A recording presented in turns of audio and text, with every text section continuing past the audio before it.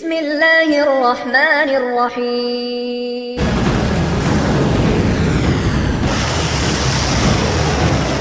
जंग अब उस मुकाम पर आ गई है जहां से वापसी का रास्ता नामुमकिन नजर आता है। रविवार की रात ईरान ने इजराइल पर अब तक का सबसे भीषण और बड़ा हमला बोल दिया। तेल अवीव का आसमान 10 जोरदार धमाकों से दहल उठा। लेकिन इस बार कहानी अलग है। पहली बार इजराइल के अंदर हुई तबाही की तस्वीरें और वीडियोस इतनी स्पष्टता के साथ सामने आए हैं जिन्होंने पूरी दुनिया को सन्न कर दिया है। इन वीडियोस में चारों ओर सिर्फ तबाही ही तबाही नजर आ रही है। ईरानी मिसाइलों और ड्रोन्स ने इजराइल के डिफेंस को भेदते हुए वो मंजर पैदा किया जिसकी कल्पना किसी ने नहीं की थी। इजरायली सेना ने पुष्टि की है कि ईरान ने नई और घातक बैलिस्टिक मिसाइलों का इस्तेमाल किया। आईडीएफ के प्रवक्ता लेफ्टिनेंट कर्नल नादौर शोशानी ने भले ही दावा किया कि ईरान की सैन्य क्षमता में गिरावट आई है, लेकिन तेल अवीव की सड़कों पर गिरे मलबे और जलती इमारतों की तस्वीरों ने दामों पर सवाल खड़े कर दिए हैं। आसमान में इंटरसेप्टर सिस्टम जरूर सक्रिय थे, लेकिन ईरान की मिसाइलों की तादाद इतनी ज्यादा थी कि इजराइल का अभेद कवच भी इस बार बेबस नजर आया।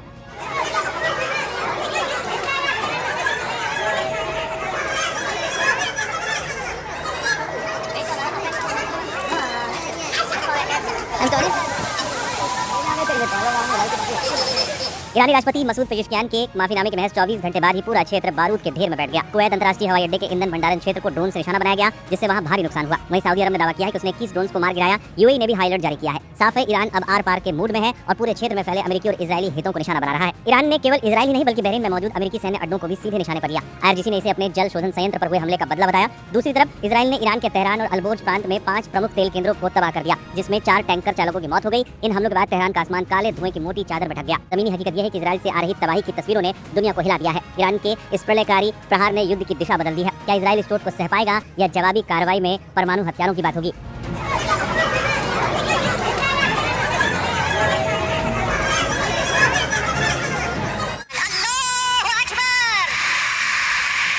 मिडिल ईस्ट में जंग का 10वां दिन एक बड़े राजनीतिक घटनाक्रम के साथ शुरू हुआ। ईरान को नया सुप्रीम लीडर मिल गया और इसी के साथ देश के कई शहरों में लोग सड़कों पर उतरकर जश्न मनाते नजर आए।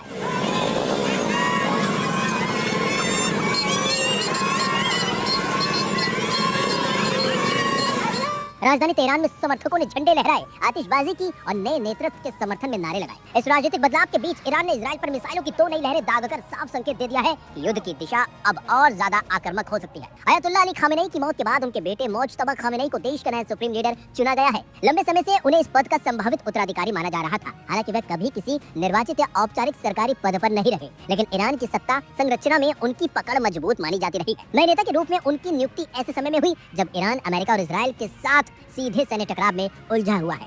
ईरान के सरकारी टीवी के मुताबिक ये फैसला उस समय आया जब देश 88 सदस्य विशेषज्ञों की सभा के आधिकारिक निर्णय का इंतजार कर रहा था। यह धार्मिक परिषद परंपरागत रूप से ईरान के सर्वोच्च नेता का चयन करती है, लेकिन युद्ध की स्थिति और बढ़ते दबाव के बीच मोज्तबा खामेनेई के नेतृत्व को लेकर सहमति बनने की खबर सामने आ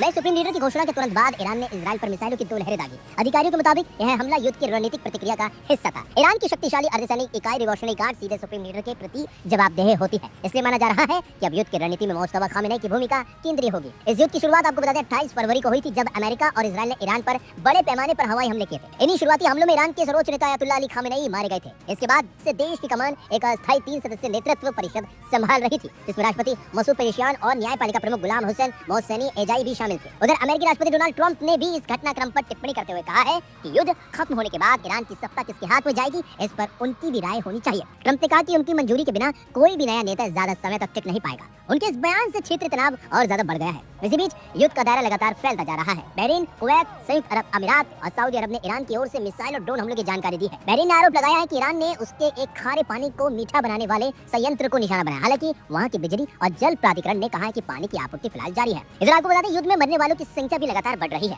अधिकारियों के मुताबिक अब तक ईरान में कम से कम 1230, लेबनान में 300 से ज्यादा और इजराइल में 11 लोगों की मौत हो चुकी है। सऊदी अरब में एक मिसाइल आवासीय इलाके में गिरने से भारतीय और बांग्लादेशी नागरिकों की भी मौत की खबर है। खाड़ी देशों में युद्ध में मारे जाने वालों में बड़ी संख्या में विदेशी लोग भी शामिल होना बताए जा रहे हैं। इसी बीच ईरान के राष्ट्रपति मसूद पेजेश्कियान का रुख भी और सख्त हो गया है। उन्होंने कहा कि जितना ज्यादा दबाव डाला जाएगा, ईरान की प्रतिक्रिया उतनी ही कड़ी होगी। नए सुप्रीम लीडर के चयन और लगातार बढ़ते हमलों के बीच मिडिल ईस्ट का यह युद्ध अब और भी खतरनाक मोड़ पर पहुंचता दिखाई दे रहा है। लेकिन जिस तरीके से ईरान ने नए सुप्रीम लीडर के नाम का ऐलान होते ही इजराइल पर मिसाइलें दागी है, उसने साफ संकेत दे दिया है कि ईरान पीछे हटने वाला तो अब नहीं है, बल्कि वो अपने दुश्मनों को खत्म कर कर ही अब दम लेगा।